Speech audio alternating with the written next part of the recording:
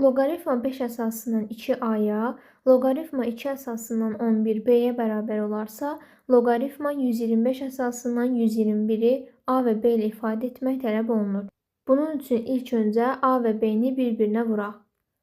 Loqaritma 5 əsasından 2 vurulsun, loqaritma 2 əsasından 11 bərabərdir.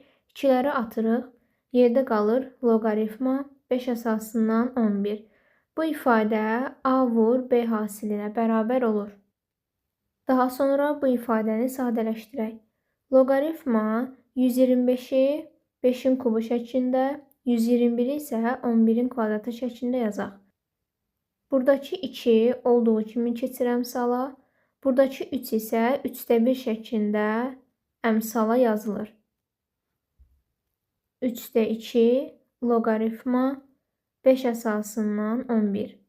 Loqaritma 5 əsasından 11-in qiyməti a vur b-yə bərabər idi. Deməli, bu ifadənin qiyməti olacaq 3də 2 a b.